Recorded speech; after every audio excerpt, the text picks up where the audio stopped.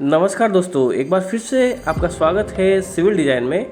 आज की इस वीडियो में हम बैचिंग प्लान का कैलिब्रेशन किस तरह से करेंगे और बैचिंग प्लान के कैलिब्रेशन क्यों करते हैं और इसका क्या फंक्शन है, तो सारा कुछ इस वीडियो में डिस्कस करने वाले हैं। तो वीडियो को बिना स्किप किए अंत तक पूरा देखिए।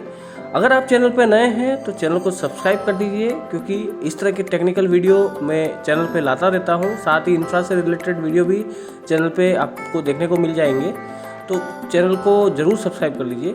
तो चलिए वीडियो स्टार्ट करते हैं। देखिए, ये जो लगा हुआ है इसको लोड सेल बोलते हैं।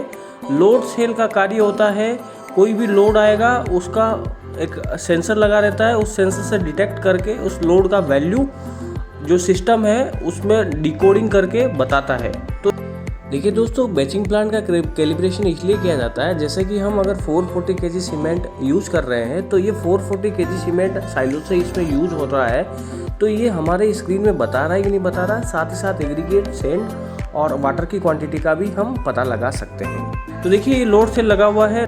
इस लोड सेल के नीचे एक बकेट लगा हुआ है जो कि कन्वेयर के माध्यम से ऊपर मिक्सचर में जाता है।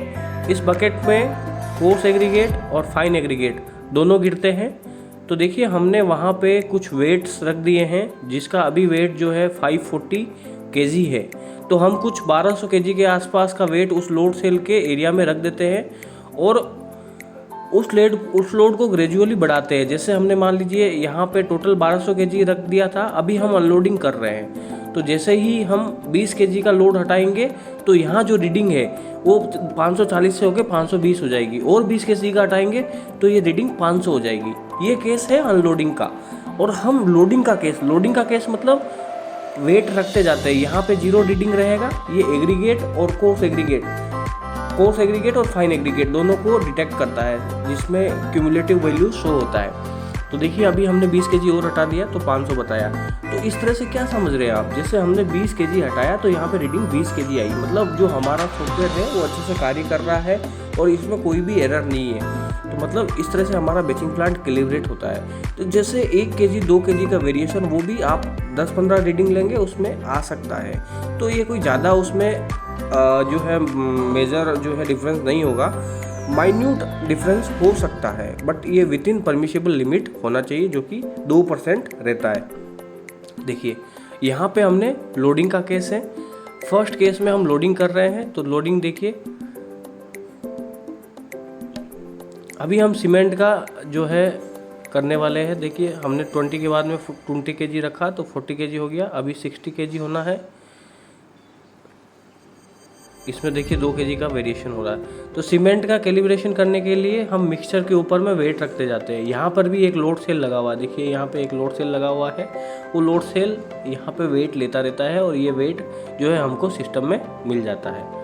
और इसी तरह से हम एग्रीगेट का हमारा हो गया, सीमेंट का हो गया, और हम फिर वाटर का भी कैलिब्रेशन करेंगे।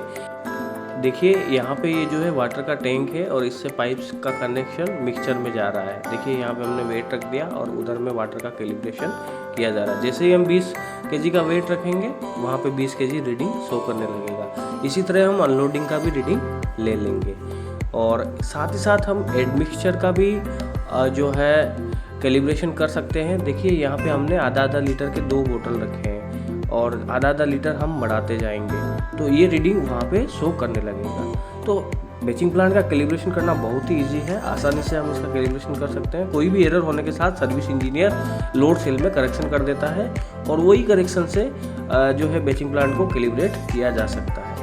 इस तरह की टेक्निकल वीडियो और पाने के लिए चैनल को लाइक एंड सब्सक्राइब कीजिए। Again thanks for watching, have a nice day.